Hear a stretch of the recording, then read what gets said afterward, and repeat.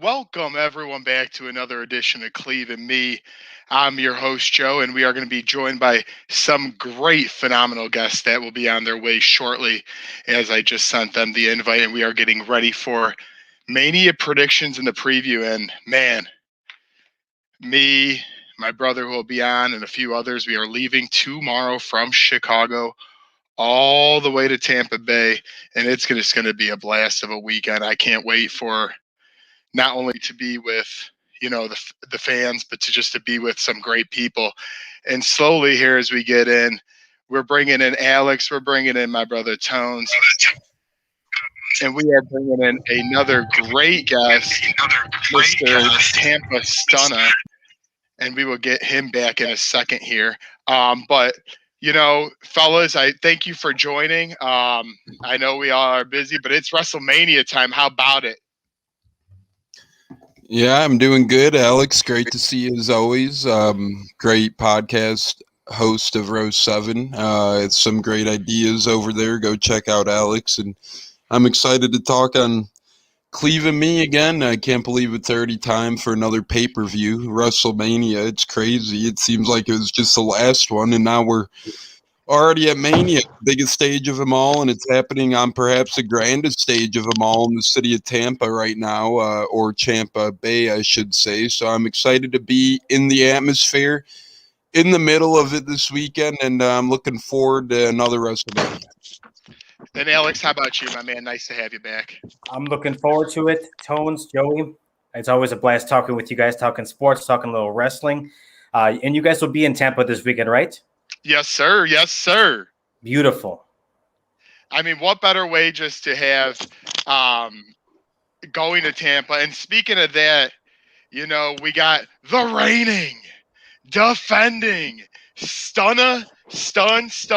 How we doing? Tell us what it's like in Tampa. Give us the lowdown as we're less than 24 hours from getting to the airport. Well, I walk around in my tank top. It's about 84, 85 degrees today. And this is a great place to visit, great place to live, And, we're definitely excited. And I hope that WrestleMania does more for the city than what happened during the Super Bowl. We pretty much have been wide open this whole time. My mom's 71. She leaves the house every day. You know what I'm saying? So it's just, it's just a great city. It's a great town. And I hope everyone that comes down for WrestleMania has a great time. Yeah, and once again, we thank you for you being on the show. And just to recap the fans, it's 25,000 per night. So the Super Bowl, I believe, was 22.5, and they had a third about of vaccinated fans with health workers. Well, this time we're getting you'll get some people to go to both days, but you're getting at least, to me, 35, 40,000 people coming to the Tampa area, whether from the state of Florida, from Tampa, or from out of state. There's going to be about 40,000 more people hanging around the beautiful city of Tampa, and I can't wait for that. Absolutely. Come on. I know you're ready, and I heard we might be seeing you too, which would be an honor. Listen to all your shows, and I love your insights, so we could talk more about that later, because I got the same thinking mind as you. Alex, I want to start with you and just say, we've had some struggles on the way to WrestleMania. When I posted a couple weeks ago that I was not impressed with the Monday Night Raw, I think my whole feed shook because I'm usually sticking up for them so often. But as bad as some storylines might be, as bad as some repeats that we have might be, the card looks pretty good on paper, and not just your favorite, character maybe, but one match each day, Saturday and Sunday. Give me one on each day that you're really looking forward to if you can only watch one of each. So I don't know if they're going on Saturday or Sunday, but I would have to say Rollins and Cesaro is going to be. They're going to steal the show. I think 100%. I don't know if I think they might be going Saturday. Correct. They are going on Saturday. I will be there for them. Yes. And then I think Sunday. I'm hoping they close out the show, but I'm hoping Sasha Banks and Bianca Belair close out the show and put on a spectacle to say the least. And maybe we might get a little surprise during that match. You never know. And that is the interesting part, and I want you to continue on that thought in a moment. So for Bianca Belair versus Sasha Banks, they are debating whether they start with them on Saturday or end with them on Saturday because we haven't had entrances in a while. There's been no wrestling fans since pre-COVID in the WWE. Yes, the other show, AEW in Jacksonville, they do host, but this has all been virtual. They haven't missed a week. I give this business a lot of credit for that. Every sport has an off season. I know people will say as they please when they talk wrestling, and if they consider it just sports or entertainment or a little bit of both. But at the same time, these guys work their ass off 365 days a year, and they did all of COVID. So these 25,000 fans plus per night are going to be bringing it. Alex, though, before we get all of our other great guest commentary on a couple of things, if you were to choose Sasha Bianca, would you put it first for that reason, the first entrances, or are you still putting them at the tail end to end Saturday night? I probably would close the show with them. That's just me. I know the shows aren't going to be as long. I think, to my understanding, they're 3 to 4 hours per night. 3 to 4 hours per night. Yep. So I think that's a decent enough show in terms of time frame. So that way, people by the end of that show, within the last half an hour, 40 minutes, whatever they need, that people aren't gassed and people aren't starting to leave the stadium because traffic or whatever it may be. No, exactly. And at least Tampa, before we get Cleveland in here, just casually a little bit late as always. No, I'm just Stunna and Tones. We went to New York and WrestleMania a couple years ago, as you all know, me and my brother, and that parking lot was abysmal. Give us a little insight of getting in and out of Tampa with ease. Yeah, Stunna could probably elaborate a little more after I do, but it's pretty easy. When I go there, all the times I have been there, you could literally walk about 10 minutes outside of the stadium and you'll be at a couple bars right there within a 10-minute walk. You got Miller's right down the street, got beautiful TVs outside, got a lot of places to sit, and then you got the Wing House right next to Miller's as well. You got some cigar bars around the area, then you got some adult clubs a little bit more down the way that are probably only a 25-minute walk or so, 30-minute walk or so. And then as far as parking goes, there's a lot of grassy area you can park in, you could tailgate in. There's a lot of space to tailgate. It's easy getting in and out, but I will say when the highway Dale Marbury gets congested over there, it does cause some clogging if you are traveling in vehicle a little bit. Nothing too crazy. Our Uber guy out of the Bucks game when I was there last in 2019 November, he pulled a little maneuver. He took a little illegal way, so he cut some time, which was kudos to him. But if you don't do crazy stuff like that when you're driving, you could get congested trying to leave the event. But since it's limited attendance, I'm sure Stunna could attest a little more, but I don't see any problem getting in and out of there. It'll probably end, too, at the time of night where the highway's not as congested because Tampa isn't the wildest night scene out there, so it might not be too crowded in that area. Stunna, let's say you. There's plenty of parking around the stadium, and like when I go to the Bucks games or whatever, I usually park in people's yards, like on Tampa Street, etc. So, and there's also a bus depot across the street. And the best way to get out of there is take Columbus when you get out of there, unless you're going the west side. But me, I live in East Tampa, so always cut the back way and get on Columbus to get up out of there off Tampa Street. But I'm saying parking ain't gonna be an issue. Getting out of there, when the event ends, you'll get that normal congestion, but you can go through the cut. It's literally like houses and stuff right across the street from the stadium. You don't want to get on Martin Luther King and you don't want to get on Dale Mabry, but if you take Columbus, you take the back roads to Columbus, easy sailing. And I mean, that's why we brought on today a new guest in Cleveland and welcome you in here. We got a Tampa native we might be seeing on our trip if all timing works out. It's just good to have somebody in the area. We haven't asked about if he knows any wrestling or anything at all yet. We'll get to that in a little bit because I'm interested if it's absolutely nothing or, there's a little bit of history there, but we'll find that out shortly. Cleveland, how we doing tonight? And you getting ready to make our predictions? It's been a couple weeks where we've had people on making predictions. Now it's our time to make the predictions. I'm feeling good today. It's another beautiful day outside, and WrestleMania is coming up really fast. I just finished the Hall of Fame ceremony. It was pretty nice to see, and I'm ready to give my predictions tonight. Yeah, and so for the people out there, if you haven't seen the Hall of Fame, it was last night on Peacock Network, and you could probably find YouTube streaming. The next couple of nights, Wednesday and Thursday, they are doing their NXT show, which I believe is at the Performance Center in Florida, and then we will have on Saturday and Sunday after SmackDown on Friday, obviously WrestleMania. Guys, we got a lot to talk about though, and I want to keep getting before we get right into the predictions, because when we hit those, we're going to hit the floor running. You know, Tones and Stunna, you guys have hosted the Super Bowl, so the experience of getting a bigger event. I know when I say bigger, I'm not comparing it to the normal days where the Bears, it's crazy when I go there, you get 60,000 fans. But when it comes to Tampa Bay, you guys are, you haven't had Tom Brady be able to enjoy full crowds yet. So I feel like capacity is around maybe a little bit normalish. My question to you, Tampa hosting the Super Bowl to now, are they going to do a good job and not you guys think have not any issues of handling a big event like WrestleMania?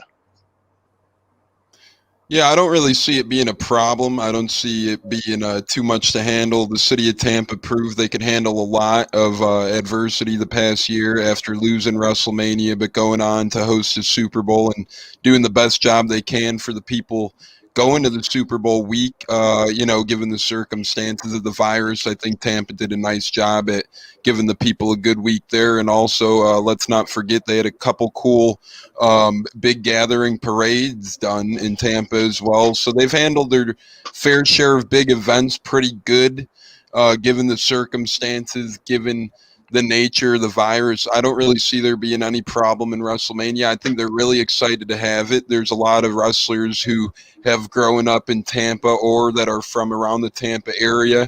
This is something that's been brewing in the works for almost 2 to 3 years now, because they always announce where WrestleMania is going to be the previous WrestleMania. So if you really think about it, they announced this 2 or 3 years ago as it got delayed last year. So I think the city's really been preparing for it. As Stunna mentioned earlier, they've done a pretty damn good job at staying open through this virus, and I don't see them having a problem during WrestleMania. Stunna, you've been there. You think it will be ease for Tampa? Yeah, definitely. Raymond James open air stadium, so it's plenty of room, and the event staff does a bang up job. And Tampa's hosted a lot of events. We've hosted the hockey Final Four, basketball Final Four for NCAA. We host the national championship for NCAA. So it's. I would be more worried if it was Amalie Arena where the Lightning play, because it's more of a congested area down there on the channel side. But the fact that it's Raymond James, I'm not even worried at all. Let me add in, Stunna mentioned the staff at Raymond James. Quick shout out to Garrett Jansen, great staff member there, great member of Buccaneers Twitter community. He works all the home games at Ray J and all the events at Ray J. So some of you may run into him at WrestleMania. Garrett, if I happen to run into you, looking forward to that. But just an example of a great cast at Raymond James Stadium, and some of the greatest workers there are, as Stunna mentioned, are from the Tampa sports venues. So Raymond James, it's a good one. Well, there you go. They're getting the 2 thumbs up. And from actual, once again, a Tampa resident and somebody, I think my brother flies there every other week once this COVID completely ends. So, we got a lot of predictions to do. We're going to hit right into it. But I wanted to get that aspect of Tampa down, because not everybody always is traveling that direction. Florida, yes, but a lot of people don't give Tampa enough credit. I think they do a phenomenal job. I was also there.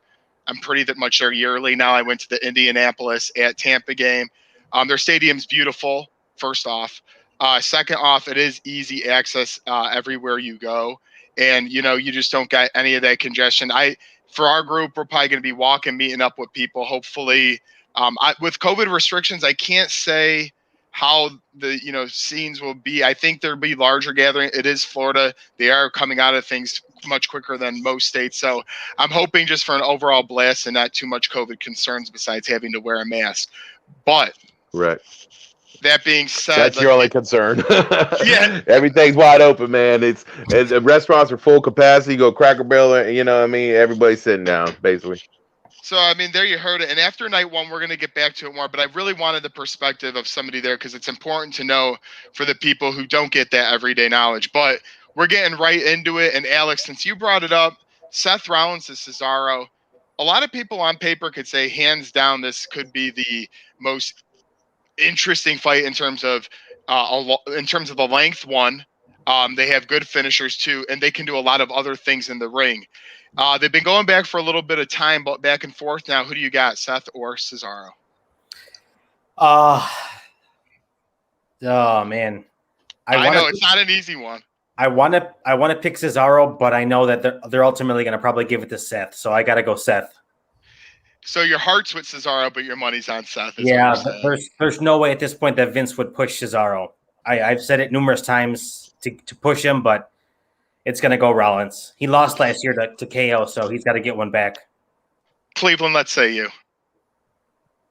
I'm gonna have to go with Seth Rollins. I think he needs to win more than Cesaro. The Messiah gimmick has not really lived up to what it should have been, and I don't think 2 years in a row a loss in WrestleMania will be good to Seth. No, and I couldn't agree more with that. And by the way, Tones, I like the post right now, live talking WrestleMania with the boys. It's appreciate it, help getting it out there. But let's get to you. We got a couple Seth Rollins. What are you thinking here? I'm going to go with the opposite, actually. I'm going to go with Cesaro. I just think that WWE kind of owes him a WrestleMania victory. As Alex said, Vince probably won't do it, but I just have a feeling that Cesaro will overcome. I think it's his time, and Seth Rollins hasn't had the best of year or best couple years or whatever it's been in terms of his actual wrestling career, in terms of storyline and scripture. So I think what a better time than to have Cesaro win right now, because Seth won't really remember this loss too much. He's eventually going to break out after he's not in daddy mode for the first couple years of his child. He's going to eventually be a top star again, be fighting for the top belts again, and be in that main picture again. So I see him taking a pin this Mania. This is probably Cesaro's peak match, perhaps, of his career, and I think WWE might just give him the win in this one out of sympathy. And right now we're at 2-1 there, and I'm a heart guy. I always think with my heart, not my brain. That's probably why I lose so much money in my past. But I'm trying to get better. I'm going to go Cesaro. I'm going to go a heart bet again here. But I do actually think he has a chance, and here's why. Seth, the last WrestleMania in 2019 with fans, he won the title off Brock Lesnar. Brock Lesnar does not lose often and does not lose often cleanly. So when he did that and was able to capture the title, I just think that this is the time to have him not be the show. He was the show in 2015, and we all know cashing in the Money in the Bank, again involving Lesnar. So I think they're going to put on a phenomenal match, but they're going to give it to Cesaro. So there you go. We got a 2-2 tie after one match already. And you know what? We're going to go through a few more of these, like I said, on day one. And then, Stunna, be thinking over there. I want to hear, if any at all, about a little bit of wrestling background from yourself. But we're going to go on to match number 2. And we're going to... Everyone shakes their heads when they hear Strowman versus McMahon. Let me say one thing, though. Let me say one saving grace is people probably think there is none. 2 things. One, it's a steel cage match in person that I get to see. So I find that part cool, as I've never seen a steel cage match before. I'm not talking about the people in it. I'm just talking about the actual match itself. And as Cleveland always alludes to, but I'm going to steal his line, Shane McMahon's going to do something crazy and probably jump off the ship on Saturday night. Each night, I think we're going to get a guy doing that. But besides that, the storyline was not good. It's a throwing together. It's not a repeat match, but it's a throwing together storyline. We're going to start the same way, Alex, with you. I saw your head actually go all the way almost to the floor. Who do we got? Shane McMahon, the son of Vince, or are we going with the big bad choo-choo train Braun Strowman? Can this match end in a draw? Can that happen? that would be ideal. No, I mean, if I had to pick somebody, I guess you got to go Strowman. Like, there's no need for Shane to win. He's not a regular wrestler, so I know he's there for the big spot, which might be like a moonsault off the top of the cage. But other than that, you got to give it to Strowman. I don't see how you don't. That's well, just...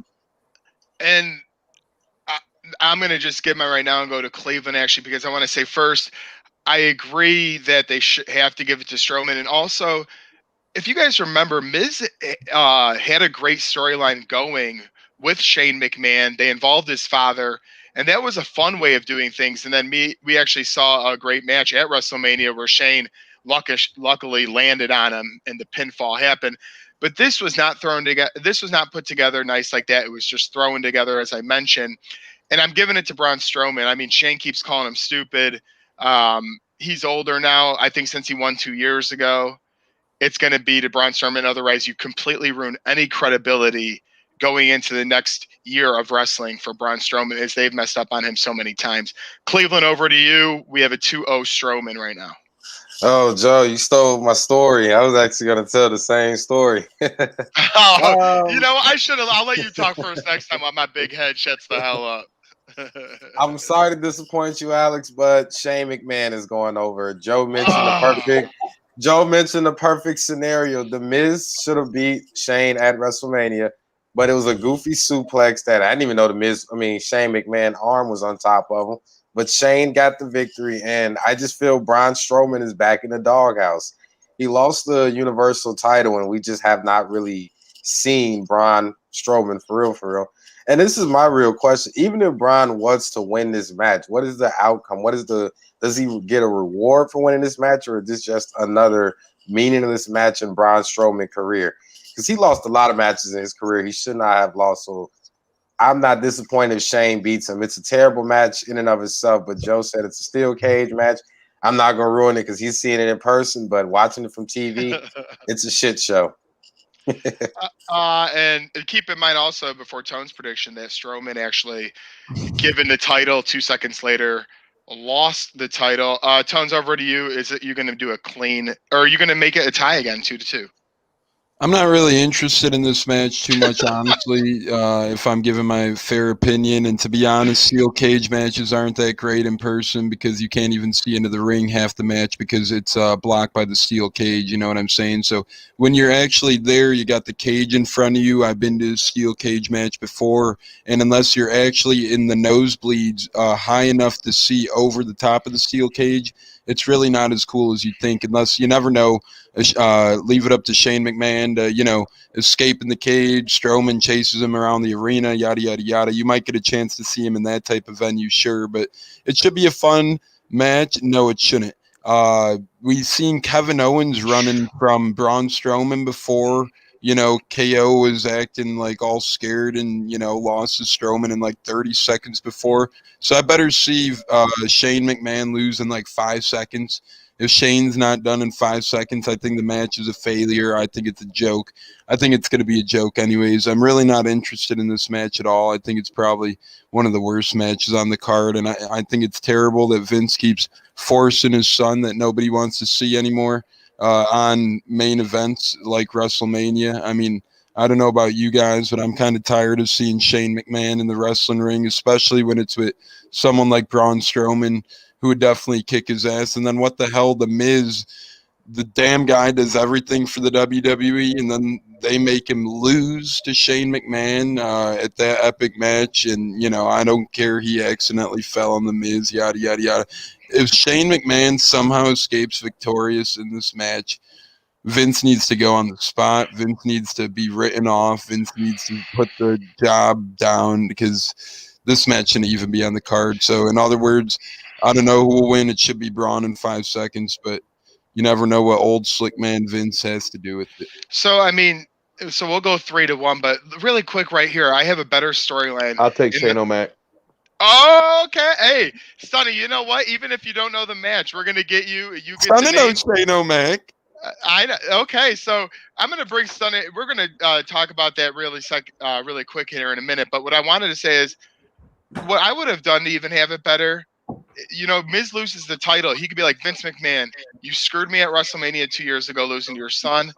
The title is off me. I want another chance at your son and a Hell in a Cell, and then give him versus Shane, where there's actually makes sense to the story instead of Braun Strowman, who's being force fed. I'm not even saying that would be the greatest thing to do, but if you're going to have Shane McMahon in the WrestleMania picture, at least have it make some damn sense. But son of Shane O'Mac, you got some McMahon history, or what's going on there? Where does your WWE Live or WF? I was more of a WCW fan, honestly. Okay. And when WWE bought out WCW, I think the product kind of went down for both companies. But I try to tune in when I can. But Raw, it's hard for me to, usually I'll be watching it and then I wake up about 1 o'clock and it's over. You know what I mean? If you know what I'm saying, I'll be falling asleep during that. So it's on way too late. I'm not too familiar with the current talent, though I do like Charlotte Flair, but I'm She just sure not looks that nice. familiar with it. Yeah, Tampa oh yeah. native. Tampa native. Man, there's all kind of Tampa natives that are wrestling. I mean, Well, and it's been down here forever. like Titus O'Neil is a class example of that. He's a native there, and actually, it goes bigger than that. There, like a Colts player, Darius Leonard, he will be going to Tampa Bay this weekend. Because he's been there before to play, so he loves the town itself. But he loves wrestling, so there's going to be a lot of popularity down there. And speaking of popularity, for right, wrong, or indifferent, Bad Bunny is making his WWE debut now. It was Stunna shakes his head as he doesn't even. He's like already shaking. I see him over there. But Bugs Bunny. to get into the Yeah, match, pretty much.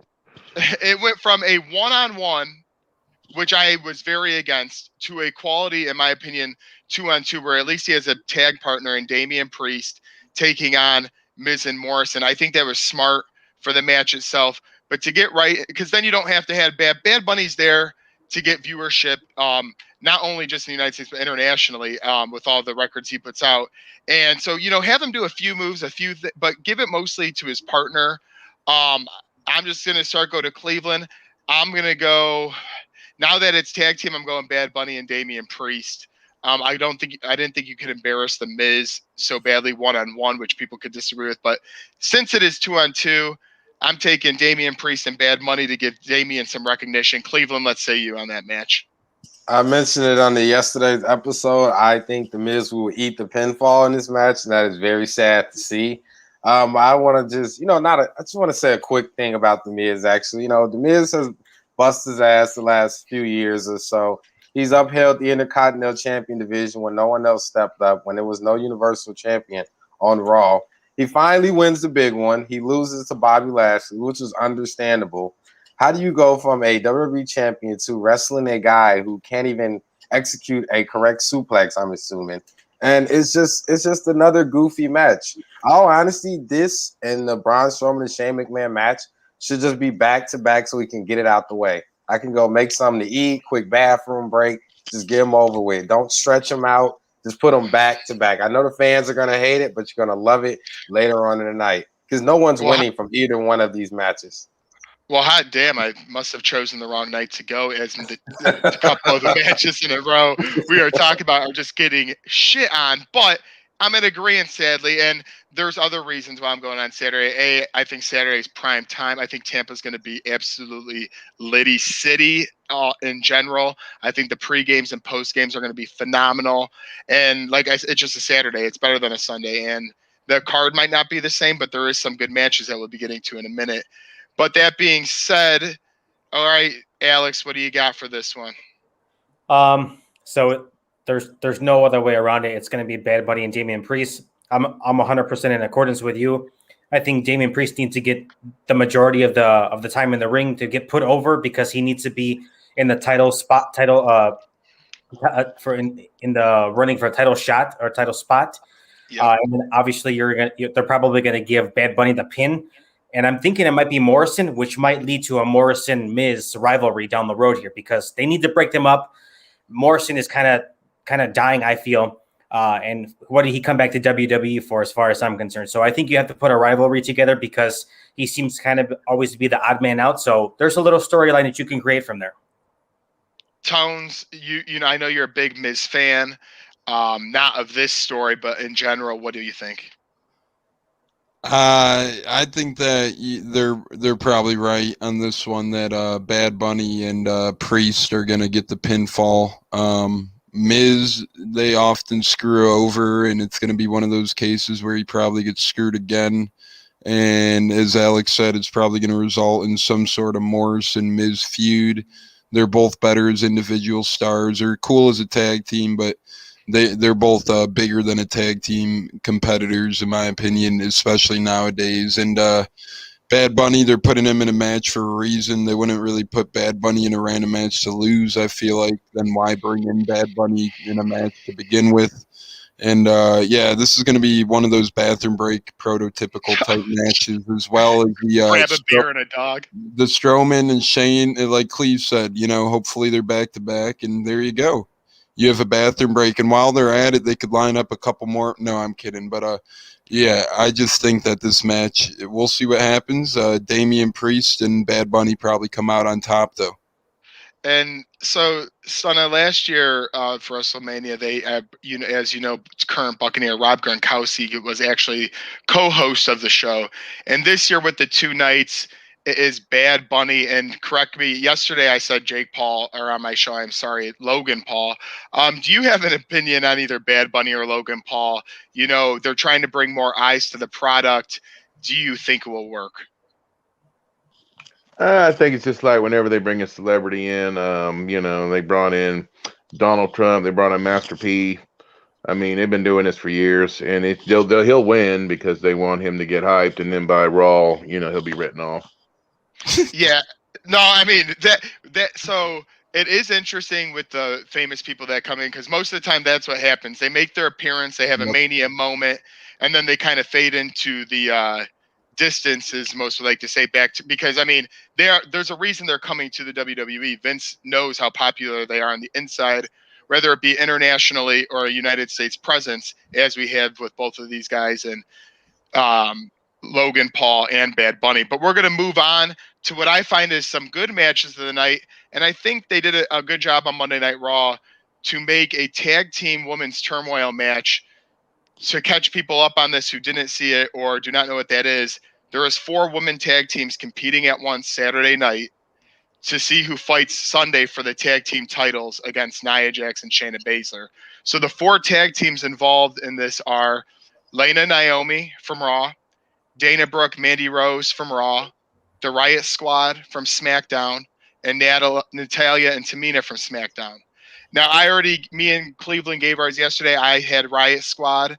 I believe, Cleveland, you had Lana and Tamina, or Naomi?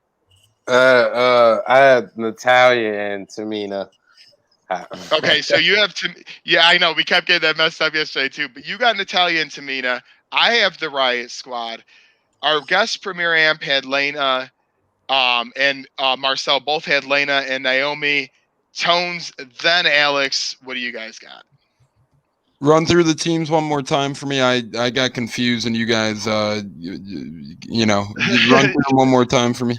Hey, it's hard because the Riot Squad's the only real damn tag team. That's why I'm saying them. I'm sick of these.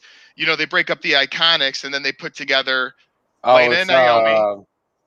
Lena and Naomi, Dana Brooke and Mandy Rose, Natalia Tamina, and the Riot Squad. I'm gonna go with Dana's team. I think Dana and Mandy, they're it's just their time perhaps, and they're gonna look good doing it. We have so literally everyone has had a different prediction pretty much to this point. I love it. That's why I'm kind of into this match, because I don't know where they're going to go with it. Alex, to wrap it up, what do you got for this match? They're gonna give Lana her WrestleMania moment. She's gonna finally get paid off for going through all those tables. So Lana and Naomi, and I'm not exactly thrilled about this match. Not to put the women down by any means, because they're extremely talented, but I'm just not super vested in this. This three-way, 4-way match they got going on.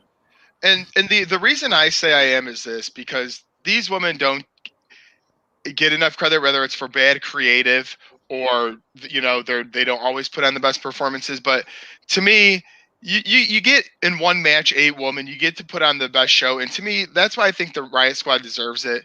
Riot should have been given more of a singles push, but if she's going to be keeping in the Riot Squad, which I'm fine with, that's why I'm all in giving it to them.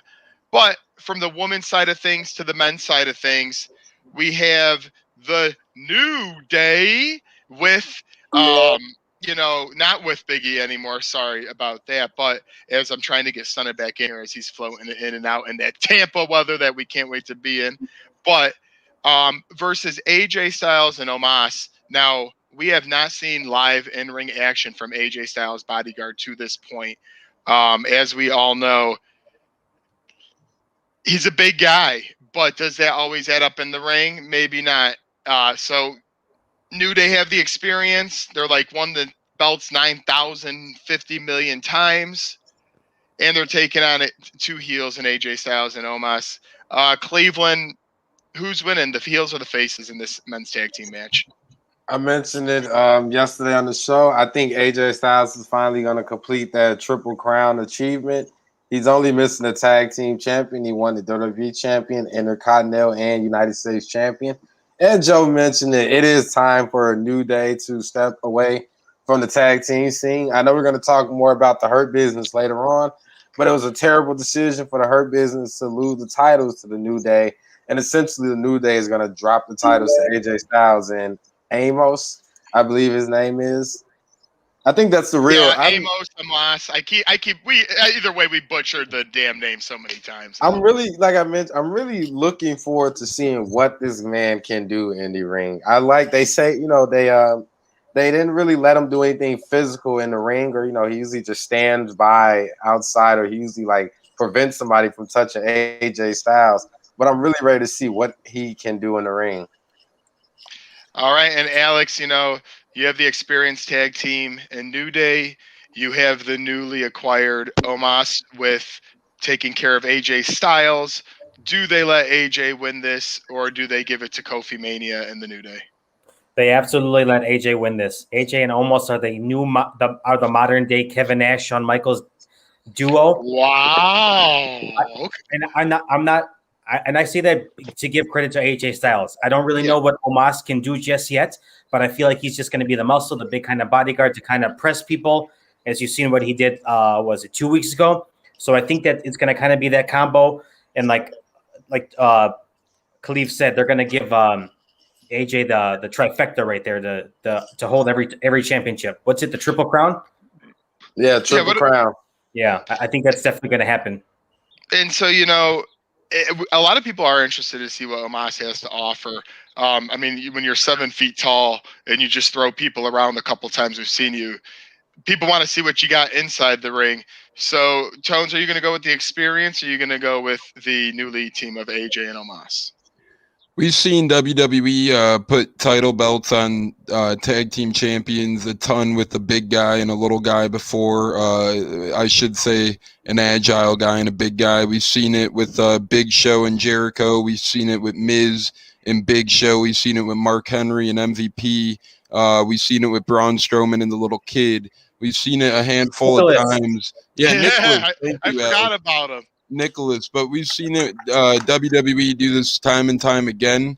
To me, they're going to do it again here. I think AJ Styles and Omos, is that him? Yep, I think you got it right at least. Omos, I think we've been trying. He's a big guy, and he looks like he could do some damage in the ring. So New Day has been a great historic tag team, perhaps one of the greatest cabinets in history, but I think their time is running out. It's sizzling out. It's been great, and maybe a reunion one day, but I think there's a place and a time for everything. They've kind of been hinting at it for the past couple of years now that they might break up eventually, and I think that this might be a good time for them to go their separate ways. I think it's Styles and the big guy Omos, and I'm looking forward to seeing how they do it. Yeah, and I mean, already that is 3-0, and already losing one big leg and Big E, they could easily do that. And I'm going to do the clean sweep and go with AJ and Omos here too for this reason. Besides everything that was already mentioned by everyone here, AJ Styles' career, he probably has one more WrestleMania after this. If I had to make a solid prediction, him and Daniel Bryan hinted at a lot that their wrestling careers are not with other companies, but they're just, they have families. They want to, they've given their time, and there's not a lot of Mania moments left. So, let AJ take this with this guy. And if he can do it in the ring, you go on Monday Night Raw and you say, who's going to mess with us? I mean, who's going to mess with, as Alex said, the AJ Styles in terms of when he compared it to Michaels and Nash. AJ Styles has been, quote unquote, I'm just going to say, phenomenal. From his TNA days all the way here. So he deserves this, and the New Day's been there, done that. And Kofi Mania, I mean, I know Xavier Woods hasn't had his moment yet, but Kofi Kingston did. But we got to move on to the two main events because we're got to get to night number 2. Let's keep this train rolling. I'm going to start it off with the women's main event, Sasha Banks and Bianca Belair.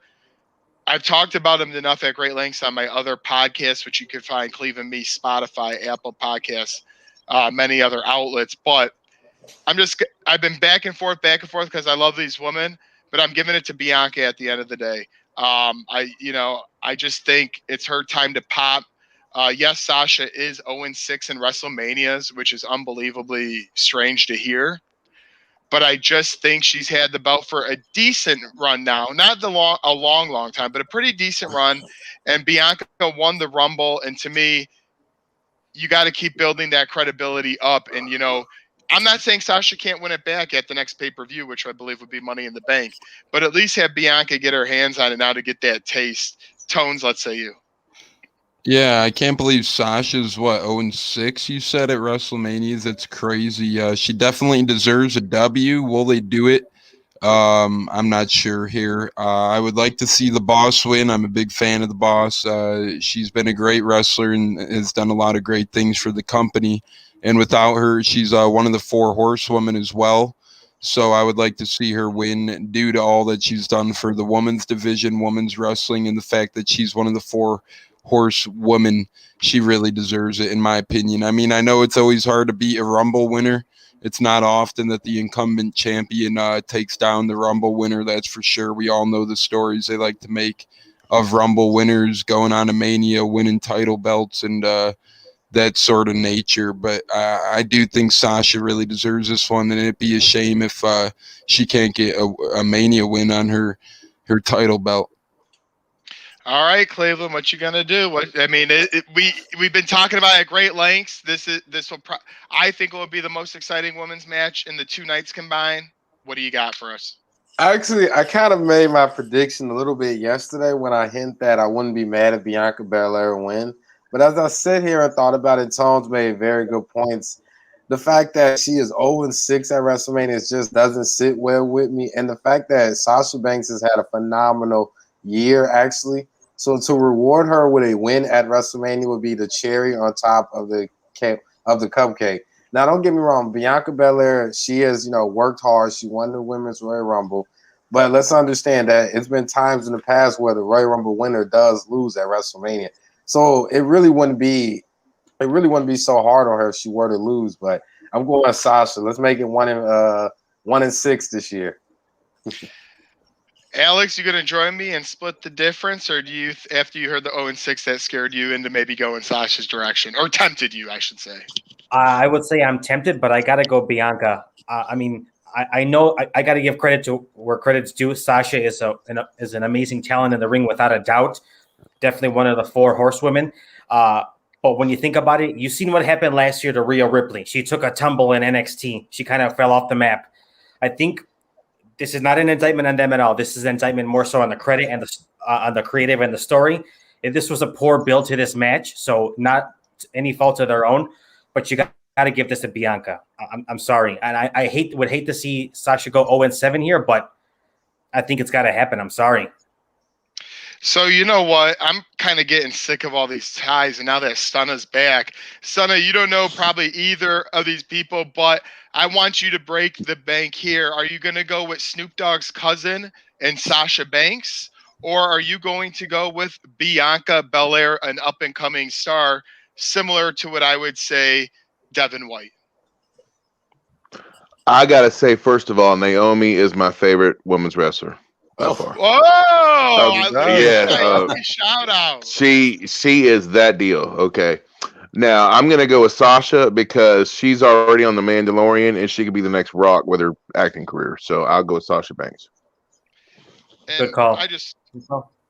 Yeah, and I just want to say first off, I love you, Sasha Banks. You'll never listen to this, but that's just from the bottom of my heart, you are my favorite women's wrestler, I think, at this time, and I think you're absolutely beautiful. But I'm sticking with Bianca Belair. I will not go with Sasha Banks and let the love tempt me there, ladies and gentlemen. So we're gonna move on to the main event of night number one, and I'm gonna drop in my surprise right here and say Lesnar's going to ruin this thing at one point. But for my prediction, Drew McIntyre gets his Mania moment with the fans. I know Cleveland and me, it's been kind of that way. He's on the Lashley side because he thinks he deserves it with the fans. I'm on the McIntyre side because I think he deserves it with the fans. So me and Cleveland are kind of split there. But Alex, Two Tones, what do you guys got for the main event of Saturday night? Tones, I want you to take this one first because I'm still pondering this one. See, I think it's pretty simple. No, I agree with Alex. It's a tough one to call. Lashley, McIntyre, two great guys who have built so much character over the past year or so, or over the past couple years.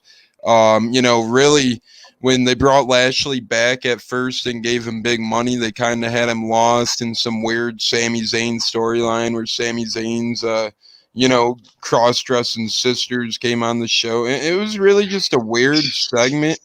I don't know if anyone remembers that exactly, I do. but it looked like Bobby Lashley was all but over at that point in time, and it was a mere money gimmick. But look at him now. He's overcame so much since that time and now. And then same with Drew McIntyre. He was originally the chosen one, and I'm talking, over a decade ago when him and Jinder Mahal were coming up in the ranks, and then they both got kicked out of WWE by Vince McMahon, actually. So then they had to rebuild their stock in nature in TNA, I believe it was at the time, and then they came back to WWE, and then Drew McIntyre's been on the rise since. We've seen Jinder Mahal win that championship as well, so everyone's came back and done well. I think Lashley should win. We've seen that they love McIntyre that much, so I think it should be Lashley. They're going to give it to McIntyre. I'm willing to see what happens, but I think it should be Lashley, but it's going to be McIntyre. Alex, the Scottish Warrior or the Behemoth ex-UFC fighter? Now that I think about it, and I know what both of these guys have kind of gone through, and I know the year that Drew's had and the year that Bobby had, but when I think of what kind of Bobby had as of late, going through with that horrible storyline with Lana and Rusev or Miro or whatever you want to call him nowadays, I got to give it to Bobby. Bobby has been money as of late with the Hurt Business, and I know the Hurt Business is now dismantled. But what he's doing right now, his mic skills have definitely improved with MVP at his side. I think they can make they've been a dynamic duo. That's my pick. I got to go Bobby, but I think ultimately they're gonna give Drew his WrestleMania moment. So I'm going with Bobby, but I know WWE and Vince McMahon probably have other plans for the championship. Well, and real quick, shout out to Marcel Casey for Wrestling Takes. Also, Beats to Beats Blessing. He's been big time. He leaves a nice comment on our show, but he has love that guy, man. Oh man, he is the man. We had him on yesterday, and he said the same exact thing as you, Alex, and the Vince McMahon aspect of things. We all know. By the way, go check out and subscribe to his YouTube show. But that being said, we all know Vince has his own world. And Monday Night Raw is his baby, and Drew McIntyre is his current baby, if you ask me, after, making him come back and go the other way. So we kind of got a split here. Stunna, if you were to see a fight on your TV and you saw an ex-UFC fighter going against a born and raised Scottish-born wrestler who's just absolutely built, you going with the ex-UFC guy or are you going with the Scottish Warrior? Well, I think right now Bobby Lashley is the biggest deal in WWE. So I mean, he's definitely going to win to me. And Drew McIntyre, he kind of embarrasses himself, with the going back and forth and challenging people in the locker room. What he did last time I saw Raw. So I think Bobby Lashley is your superstar as far as WWE is right now. And 100% you hit that on the dot. We don't have full time to get fully into that, but I do want to bring up, we've talked about the same trash about, how they make Bobby at times look kind of weak, while Drew goes around trying to pick fights with these smaller guys, and then things happen. But Bobby Lashley, when he signed with the business, he was a big deal. Then business was booming, no pun intended, with the Hurt Business, and he's finally getting his spotlight. The dude is huge. He fits the role. Having a MVP as his sidekick helps a lot because, as Alex said, his mic skills have improved, but they're still not stellar. As I stumble through my own words, but I'm not making millions either to be enough for that. But that being said, that's going to complete night number 1. That is Saturday night. All of our predictions have been laid out for you. But guess what? We got to dig into night number 2 instead of sitting through 7 or 8 hours. I kind of do like this 2-day action. I know it's a little bit less fans because I think in normal times Tampa Bay would probably have, if New York Stadium that was just recently built was able to have 85, I would say Tampa could probably get between that 70 and 80 mark. Sunner from experience with big events, you can correct me if I'm wrong, but I would believe a full WrestleMania, no COVID in the picture, they could probably at least get 75,000 in there.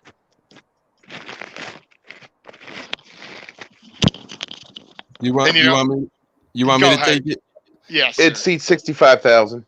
65,000. Yes, but so keep in mind you're going to be putting seats around the ring and stuff too. So I was curious if it sits 65,000. I wonder what they could take it to with having floor space as well.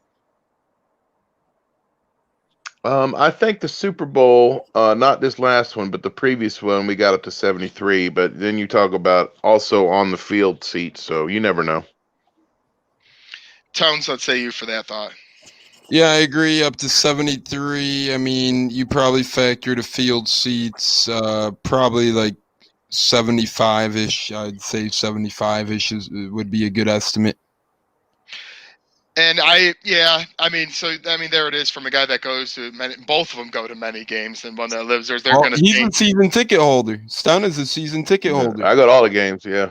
Get son, a season ticket holder. So did you get any offer before we get into night 2? Offered anything from Mania? Is like, do you get offered before the public, or does that not work that way for other events outside of football?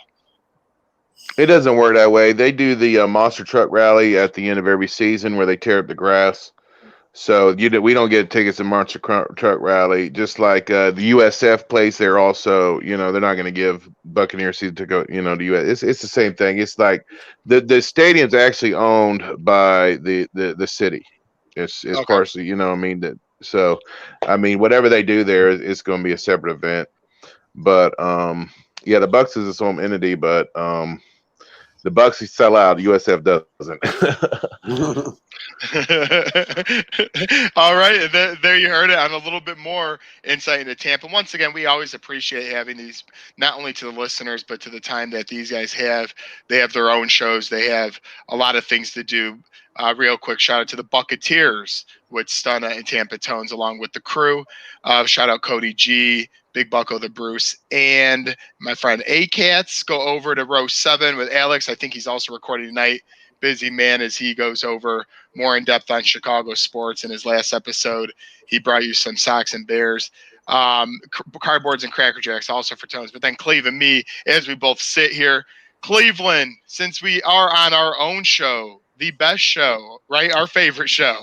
Go with this first match. I want to start hot and heavy on Raw. The Fiend versus Randy Orton. Will the Fiend Bray Wyatt get screwed in another big moment, or is enough's enough? He's going over.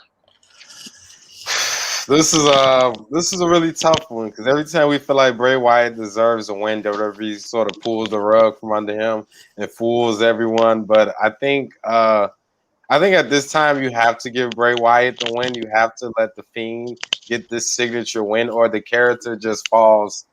The character just lose interest.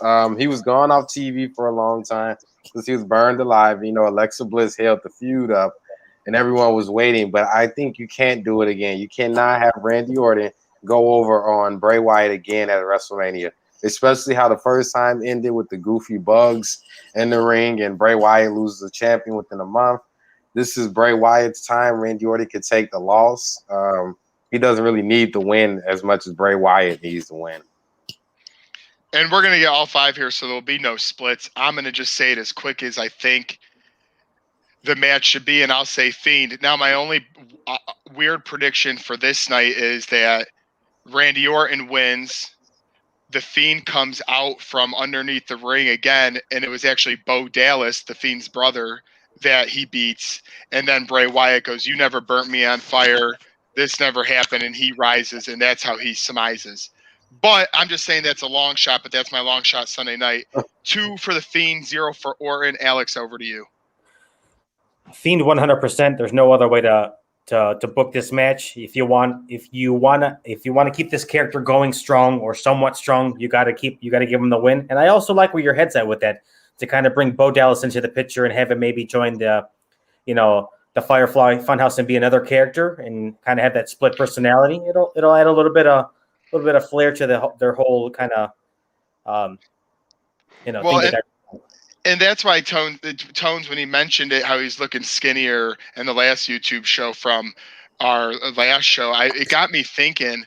And every time I keep looking at this character, it just doesn't seem like weight. Also, sometimes height. And I don't know if I'm just like messing with my own head, getting inside there or what. But I'm saying that'd be a pretty cool moment. Tones, are you going to keep the sweep going? Yeah, I think that would be a cool story, but I don't think WWE is that creative enough to do something like the Bo Dallas thing. Sadly, that's a little too much out there for them and a little too exciting for them. I think Bray Wyatt kind of has to win this one. I don't really see how he would lose this one. The nature of his character, but I've been wrong on him before. He's lost some big time matches before when I didn't think he would in the WWE. So you never know, but I think Bray Wyatt does win this one, and we'll see what happens. I mean, Randy's already lost to Alexa Bliss. What else does he have to lose at this point?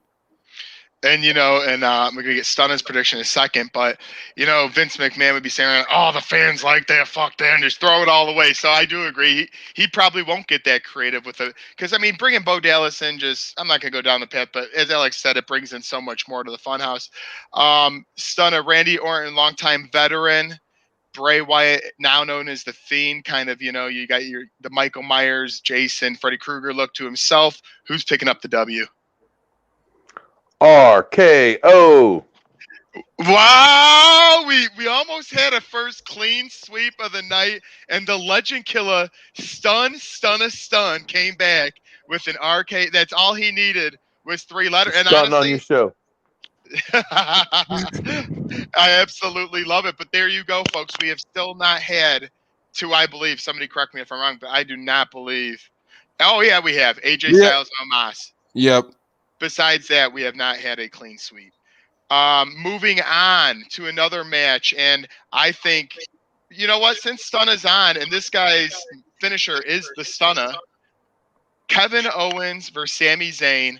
I think we're gonna get off the ship Kevin Owens. He did it he was going to do it last year, but as we know at COVID, they had to move inside to their performance center, and he did it off of a small ship. I think he's going all out this year onto the announce table, hitting onto Sami Zayn, winning this match. And don't forget, as I mentioned, Logan Paul is involved. I'm not sure if he'll be special guest referee or if he will be in somebody's corner. That being said, Cleveland, back to my partner. I'm going with KO because I just simply like him a lot more and think he's better and think he deserves this moment. I'm going Sami Zayn, baby. I love Sami Zayn. This new conspiracy theory stuff from Sami is actually quite hilarious, actually. Just watching him just document these refs cheating him out the match and stuff. And Sami Zayn, honestly, as goofy, we think a lot of his character is somewhat goofy and this and that, but he's actually really good in the ring. And if we're talking about people that deserve a WrestleMania moment, Sami Zayn deserves it too. He should finally go over on Kevin Owens. I'm not too, correct me if I'm wrong, but I'm pretty sure the last time they had a few, Kevin Owens came out on top. So maybe do something this time. And Sami Zayn has Paul Logan in his corner. Let Paul Logan play a factor into Sami Zayn picking the win up.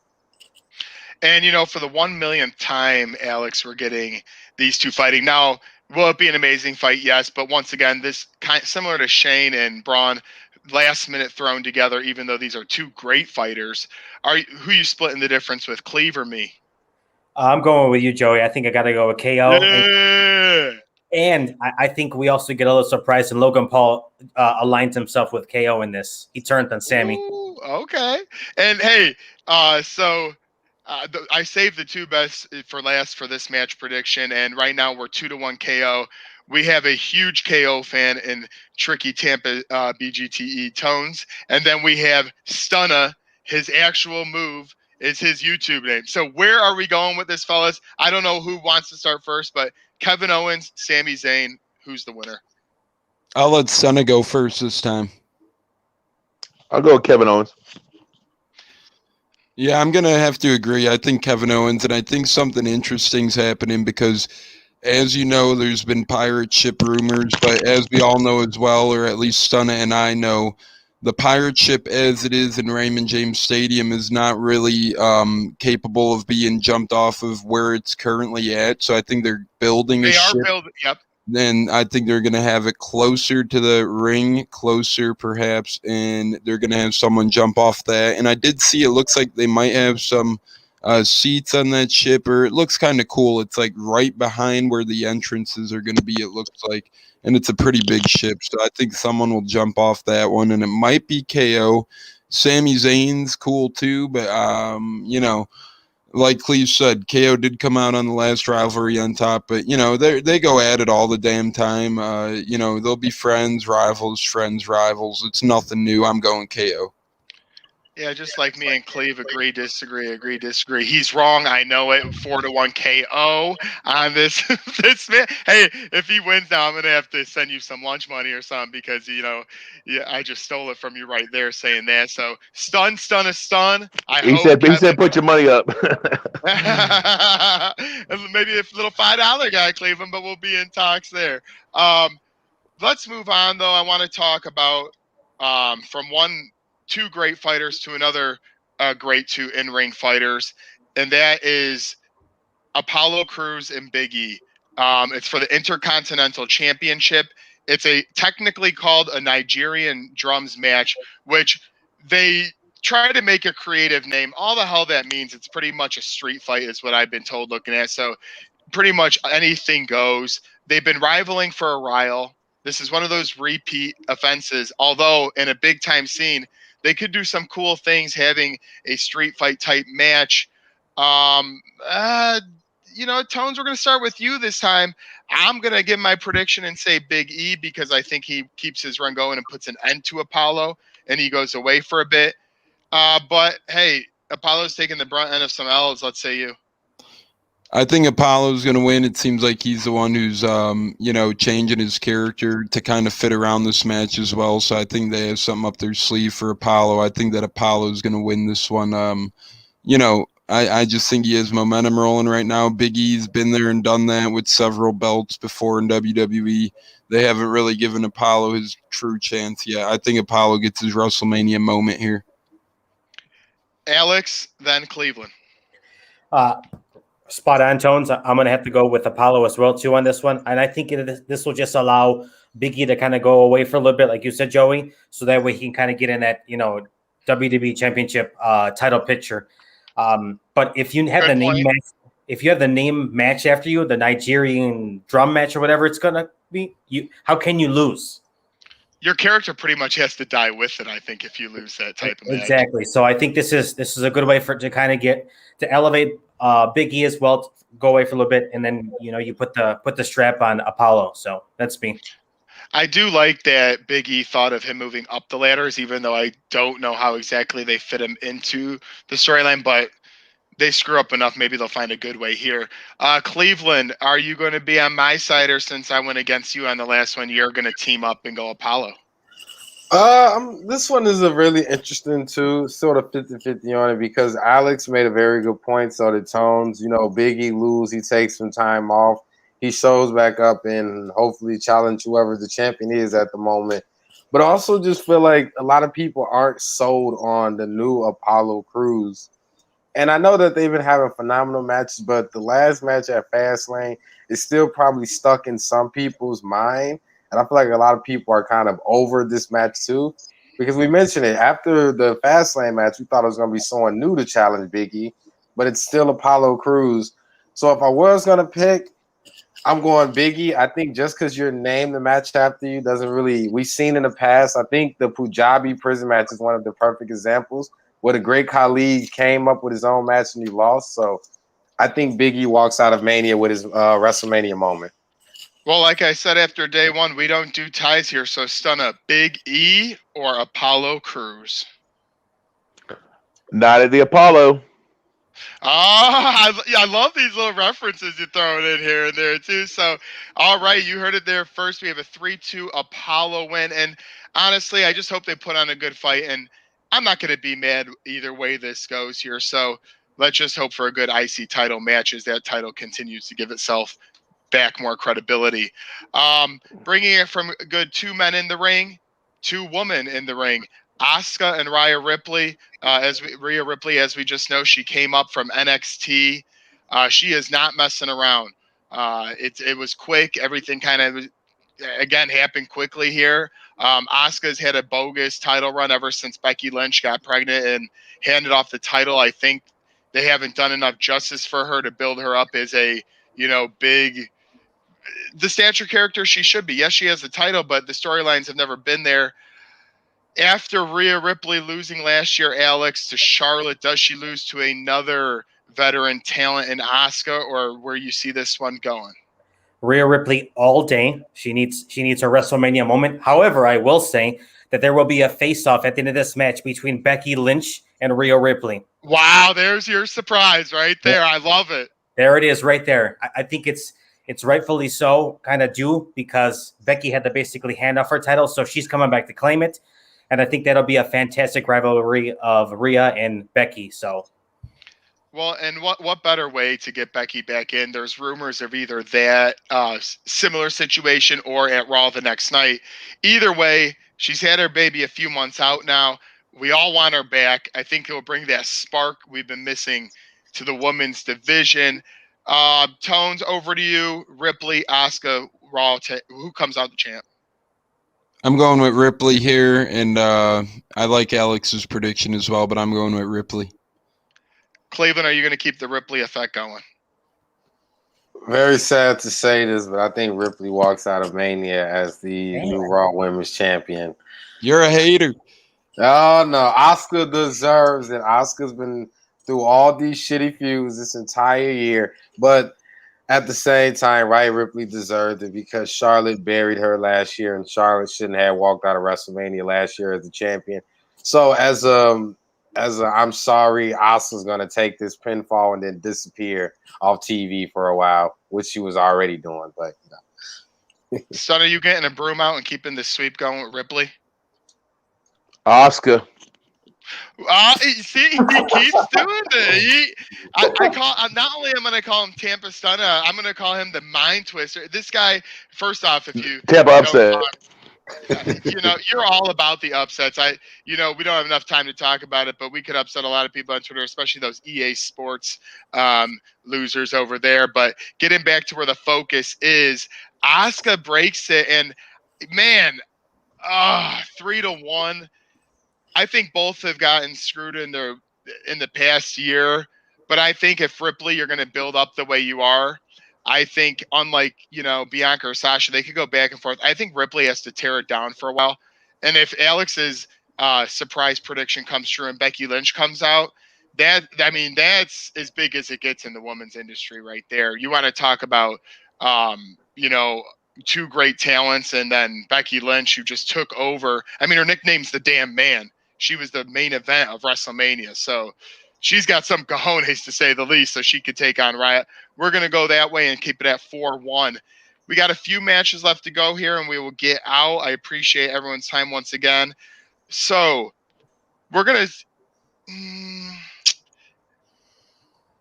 We'll go with Riddle and Sheamus because I think that's going to be a great match. Former UFC fighter Matt Riddle, current UFC champion, current United States champion, who they kind of just make like a stoner all the time. He like forgets his lines. He doesn't. I don't know if that was intentional, not intentional, but his character is interesting, a little funny. Some might say lame if you're over the age of 15, but I love Matt Riddle. Sheamus has done a great job. He's been powerful. He took on Drew McIntyre. Actually, if you see some pictures on Twitter, their backs got destroyed. As I said yesterday, I'm going to say it again. For all the people that say wrestling's fake, we know. I mean, that is no secret. But when these men have to perform moves in the ring and go toe to toe, and they come out injured, they really did it right. And to me, that's harder than actually, not being on a script and having to do all that. But that being said, let's get through it. I've been going back and forth, but I think Sheamus is going to take this title here, and here's why. I heard he went back to his old look from when he won the championship in 2012. I think he's taken a lot of L's. I love Matt Riddle, but he's still very young and just a current call-up, so I don't think it will ruin him with the Sheamus loss. Sheamus win over to Cleveland. Oh man, this is gonna sound real crazy, but I'm actually rooting for Joe's guy. Only because I want to see what Matt Riddler can become with a long, successful title run. If they leave the title on him after WrestleMania for a few more months and he fails, then he never wins it again. But allow him to show himself, give him a chance to prove himself against someone like Sheamus. At this point in his career, Sheamus wins and losses don't do anything to his career. It's like Rey Mysterio or Randy Orton. They could win matches and lose matches. It won't take away what they did from the business. So I think Matt Riddler should be the choice to walk out of WrestleMania and still champion. Can't believe I just said that. I know, and we both went opposite. If you listen to our show, you would be surprised by both of those tones. It's a tie, splitting the difference. Where are you going? I think they're going to use Riddle to probably win and put him over the top with Sheamus. I'm going to go with Riddle, and they really can't have him lose because then he'll become one of those young guys that disappears forever. Alex, are you going to stay on the Riddle train? Oh, I thought it's a tough one. I thought you guys were going to go the opposite way, and I'm not. This is not an indictment towards Riddle at all because he's a ridiculous talent in the ring, but I just can't get over his persona, his character, and his storyline he's got right now, acting high and kind of forgetting lines and all that stuff like that, whether it was intentional or unintentional. I cannot get behind that. I'm sorry. I got to go Sheamus. I hope it doesn't, do significant damage to Riddle, but I think he needs to revamp his character because I think he could do some significant work in the ring. So, but I got to go Sheamus. Someone just tweeted the stage and arena looks incredible. Hashtag NXT Takeover. And there you go. NXT Takeover is another couple nights right there. And we already talked about a beautiful Tampa Bay a lot with right now. No, that's what I'm saying, and which is live right now tonight and tomorrow. So Tampa is just lit all week, ladies and gentlemen, as two great guys from the Buccateers podcast alluded to. They do it the right way. They get things going in a timely fashion, and they don't mess around and disappoint. But Stunna, we got a big Irish guy, a Scottish behemoth versus the ex-stoner UFC guy. Who you going, Matt Riddle or Sheamus? I'm shameless for Sheamus. Love that show based out of Chicago, but shameless for Sheamus. You know what? It's going to be a fun one. I think a 3-2 is well deserved there. There is 2 matches left, but I'm going to say this. We all want Nia Jax and Shayna Baszler to lose, and we don't know exactly who's going to face them. So I'm just going to say, for the love of God, have a women's tag team beat these two so they can go on their own ways. Nia could hurt people and get suspended on her own, and Shayna could stop being the back seat because she was phenomenal in UFC, phenomenal NXT. Thank you, Alex. It's needed and had to be said. They botched the women's tag titles. They should have kept them on the Iconics, and really the Iconics should have had those. But that's for another story. We are now at the main event. We got 3 phenomenal superstars. We have The Rock's nephew in Roman Reigns. We have Daniel Bryan, former 2014 Triple Threat heavyweight champion winner. And we have Edge, Hall of Fame, soon to be Hall of Famer. The rated R superstar came back looking better than ever last Rumble. A bunch of people got emotional about that. But we have 3 superstars here. And I don't know which way it's going to go, but I've been thinking about this still to this point. I have not made my prediction. So I want to get your guys' thoughts first before I fully make up my mind. Cleveland, since you are the co-host, I want you to start with this main event. who is going home Sunday night with the most prestigious Universal title and walking off Mania a true champion and a winner in everyone's eyes, because this is the last thing they see? I've been flipping over the last few weeks. At first, I was pushing really hard for Daniel Bryan to be in the match, and then I said Daniel Bryan was going to win the match. But I'm sort of switching to Roman, and here's just my reason why. I feel Roman had a phenomenal year. I think his character at the moment is white hot. I think you cannot mess with it or ruin it. The fans like Roman. Like I mentioned yesterday, remember the times where Roman was booed out of stadiums? People didn't want to watch his match or anything like that. Now people love Roman. Edge doesn't need the title. I was somewhat surprised he won the Rumble, but at the same time, it was cool to see Edge come back. But he's a part-time wrestler. We cannot go back on our words about us complaining about it. A part-time wrestler holding the champion if Edge wins and we celebrate. So I'm going I'm Roman going back Reigns. on it, brother. Oh. I'm going Roman to retain. The tribal chief walks out of Mania. Sets the feud up with The Rock for next year, maybe. And hey, and I wanted to say, if you smell, because he is Tampa guy, he could be there. It's been 10 years to this day where John Cena was gonna destroy the Miz, and he got screwed out of that championship. Oh, stop match. crying! Stop crying! I was seeing if I get you or Tone's attention there, but getting back to it, I am going with the rated R superstar and Edge, and here is why. I'm not going Roman because they made it a triple threat, so I think he doesn't have to get pinned here, and that way Daniel Bryan, who is entering the match, could be the pinfall guy. I think Edge will stay around just like he did last year through SummerSlam. He's not a Goldberg or a Brock Lesnar. He stays around for about 6 months. Then, yes, he disappears, but we saw it with Randy Orton at Mania last year. They brought their rivalry all the way through to SummerSlam. So I'm taking Edge home with the title. Again, Alex, we are split with one guy still left out there who has not been mentioned. After all this time, where have you landed on the main event of WrestleMania? Daniel Bryan. Wow. Daniel Bryan. I think that, just like you mentioned, I think Edge could eat this pin to keep Roman, looking like a top heel. I'm not 100% sold on everything that Roman's doing. I know he's creating a lot of hype for SmackDown and really bringing ratings to the forefront, because I know Raw is where it is. But I definitely think that Daniel Bryan deserves one last run. It's probably looking like after this WrestleMania, this will be his last one, I think. So why not give him one last run? Put the strap on him for a couple months, and then Roman could get it back sometime around SummerSlam or whatever it may be, and kind of start his feud for going forward from there. So Daniel Bryan for me, it's another yes movement. Let's get it done. Hey, either this year or next year, I do agree. Just as AJ Styles, his career is winding down. Tones, we are all over the place. 1-1-1, ending with the two Bucks guys predictions. Starting with you, Tones, where are you going? I'm going Edge. Yeah, on this day.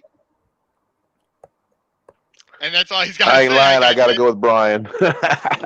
Oh, so we got 2-2-1 here. We got the yes movement represented from Alex and Stunna. We got the rated R superstar with me and Tones, and then we have the unstoppable force, Cleveland and Roman Reigns. Well, everyone, there you had it. We've been through both days of the show. We've been on for over an hour now. The last thing, as always, I want to do, I just want to go around the room, tell yourself where the people could find you at. For your great shows. And then, if you have one last little tidbit or one last little comment you weren't able to get in with everything going on. Cleveland, let's start with you on this. And if any last thoughts, and obviously the people know where to follow us at, but give us something to close out the show. I just want to say it was a great show from everyone. Nice seeing everyone. Nice meeting you, Stunner. First time guest on the show. I'm just, feeling really good. I know we didn't get a chance to talk about sports too much because, WrestleMania season is coming up and this and that, but I just want to know the Lakers have been making great moves. Geez. We position ourselves, and I cannot wait till we repeat this year. That's all I got to say. Can't stand the Lakers. Oh, wait, Giants suck, by the way, just so Myron can see this. Wow. Oh, man. Agreed. Agreed. Screw it. We'll go 3 for 3. Tones, you got a couple of shows going. Obviously, a busy man as well. Any last thoughts, and tell the people where to find you at? Yeah, you can follow me at the name listed here at Tricky Tones BGTE on Twitter. You can follow Stunna and myself's podcast along with a couple other guys at Bucketeers. We got 5 of us who put in time and dedication, and we appreciate that. Then you can follow my collecting and baseball podcast at Cardboard and Cracker Jacks. That's at Cracker Jacks Pod. I think Gronk will make an appearance tomorrow. Or Ooh, okay. not tomorrow. I'm sorry. At WrestleMania, he lives in the Tampa area now, and he's a member of the Bucks now. And I think a couple Bucks players are there. I wouldn't be shocked if Jameis Winston happens to be there. I wouldn't be shocked if a couple other guys are there as well. I know Stunna loves Jameis Winston. I know Stunna would love if he's over there. G-Mac will be there probably. Yeah, Gerald McCoy will be there for sure. Between Gerald and Jameis, I feel like, there will be a good amount of Tampa citizens there, and we'll just hope that Jameis doesn't turn anything over on his way there. And that's almost hard to do, but I want to end with Stunna because I want to end with a couple questions remaining with Tampa. But Alex, again, where can the people find you, and any last thoughts that you were not able to get out to this point? No, I'm just excited for WrestleMania week to kind of continue to unfold. Obviously, NXT tonight and tomorrow, and then SmackDown Friday, and then WrestleMania, as you guys are going to Saturday and Sunday. So it should be a good couple nights of matches. Hopefully, we get something special, something kind of fun. But you can find me at Row 7 Podcast, covering all things sports locally and across the country, focusing on baseball, basketball, football, you name it, or any type of breaking story. So like I said, Row 7 Podcast on Twitter. Stunna, pleasure to meet you. I'll probably have to have you on when the Bears take on the Bucks this year, so you guys can tell us like how to actually operate a functioning NFL franchise. And we did not. I don't think we play this year, but anytime you want to talk football, that's my thing. I'm not under that round ball. So if the Lakers win, doesn't really affect me because I'm all about that egg shape ball. Gotcha. Okay. But hey, so he's there to talk football. That's what we're about. We're gonna have a cross-functional show, and as much as I love to talk sports, we didn't have time. But I'm just excited to be in Tampa, man. I can't say it enough. This is 2 years in the waiting. I was supposed to go last year with COVID. It got canceled. I'm not just saying this because my brother is a Buccaneer fan and we have sun on today. I truly love the city of Tampa. I used to always hear the rap of it's just a retirement home. If you're going to relax, great, get some sun, rain a lot. Let me tell you this. I've been on a party town, brother. I've been on a plethora, and exactly as Stunna could allude to, I've been on a plethora of vacations in Tampa. Rain lasts about 5 minutes. Who cares? Always great weather. Always beautiful ladies walking around, and there's always great bar scenes to go to. So the myths about it being, a snooze fest is wrong. If you haven't gotten out to Tampa, for the fans out there, please do. It's a great place to be, and I'm so excited to be back in that stadium again on Saturday night. But Stunna, Tones kind of talked about the Buccaneers. Do you have anything else, any recommendations for us entering the Tampa area? Anything at all that you could share with us, maybe as a tidbit of advice going into I know we might see you, but if we don't, just in case. Number one, you got to go to Bricata's. It's on 40th and Columbus Avenue. You can get authentic Cuban sandwich and authentic deviled crab. All right, and they're hand rolled every morning. So that's about the most, that's the taste of Tampa. Okay, Tampa is also known as the cigar city. So you can go to Ybor City and roll your own cigars. You got to go to Riverwalk, which is in downtown. Man, it's a lot going on there. Soho is slamming if you like the ladies. Downtown St. Pete, right by the right next to the stadium where the Devil Rays play. Man, this bar scene is real. Okay, if you want to go to the beach, you go on Gulf Boulevard at Treasure Island. There's a place called Gators on the Pass. Beautiful beach. Fishing all over the place if you're into that. and you can actually swim out, and there's a sandbar, so you can swim out into the bay and then stand up, and you know what I mean. So it's really great, man. So that's definitely, I always go if I'm you know what I mean, I'm a beach lover. If I got the ladies with me, you know, we hit up Treasure Island. Okay. Yep. It's so much to do, man. Top Golf is a slamming bar. You go out there play golf and look at the sights, if you know what I'm saying. Yep. You gotta hit, but you gotta go by University of Tampa just to see the majestic look of that thing, man. It looks like it's really aesthetically pleasing. You know what I mean? So definitely drive by UT. Man, it's just a happening place. Now we got a bad rap because we're not like Miami, although I like our stadium better than Miami. But you gotta think Miami got about 3 million people. We got about 1 million. You know what I'm saying? Well, So and go ahead, go sir. ahead. No, No, I was just I was gonna go say ahead. we get a rep like we're some small hick town. But I'm telling you what, man, it's always every weekend it's happening, and they had a music fest at Ray J, before we went through all this stuff, and it was pretty live, man. I'm telling you. So it's a lot going on, man. It's a lot to do. It's always a great time, like you said, and it's cheap. Like I go to Chicago or I go to Atlanta, it gets expensive. Oh yeah. Tampa's a place where it's still cheap enough and you could do a lot and the food is slamming. So a lot of great restaurants, if that's your scene, bar scene, hanging out scene, just seeing the sights. Well, and It's a being lot and to being do. And go ahead. and being from Chicago, not to cut you off, but being from Hmm. Chicago, you know how things are done down here. I love the way Florida and especially Tampa handles themselves, especially with these events. You gave it a lot of great recommendations. We really do hope to see you. I believe Tunson maybe Friday we could get a quick pop in, but it'd be an honor to meet you and talk some sports because you have a Cowboys fan and a Colts fan with you. And goddamn, we've been jealous of your team ever since you held that damn Lombardi Trophy, kicking another team's ass in another Super Bowl. So you got to, end us Hey, with a word it of was it, wisdom. it was literally fairy tale. You know what I'm saying? Literally fairy tale, because we went from trash last year. We were decent. We're above average maybe, but this year, we got them players to come in with Brady, and it was like a fairy tale season. But I'm gonna tell you the difference between like Tampa and Chicago. Chicago, you got to take a cab everywhere. What I mean, it's very expensive, and it's not a lot of it's not a lot of standing room. You know what I'm saying? Now you go down to Ybor City, that shit looks like a block party. You know what I mean? Yeah. So people be out and about. You can rent a car. You can get anywhere in Tampa in half an hour.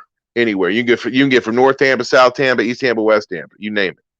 All right. So, and you could drive around everything in Tampa you drive to. It ain't like in Chicago. You got to take cabs and I went to Chicago. My cousin lives up there, and I was out of pocket. You know what I mean? Like a 2 days.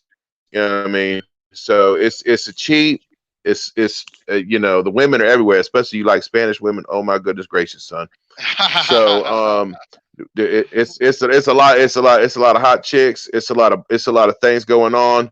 That's like in Chicago, everyone goes to football games. They say, "Oh, no one's at the Bucks games." You almost, you know what I mean. You got fair weather fans, yeah, because it's other things to do. You know what I'm Yeah. saying? So that's why if the team ain't winning, people ain't gonna spend that money. They're gonna spend their money, go to the beach. They're gonna spend their money, go to Busch Gardens, Adventure Island. Now Adventure Island. If y'all get during the day, that's an awesome place to hit up. Basically go swimming all day. It's a swimming park. You know what I mean? And it's always something to do, man. It's just a great city. No, it's a great city and a great place. And once again, we thank you for coming on as a new guest. And like I said, I hope we get to see you. It's been an honor. I would love to talk more football. I know you're a big Senior Bowl guy and draft guy. So if I do get to see you in Tampa, I think that will be one of our few conversations. Is that seems to be the cream of the crop from your perspective. I'd like to pick your brain a little bit there. But it's been a great show tonight. We're hitting on the hour and a half. Thank you all for Stunna in Tampa, who we will be flying on tomorrow.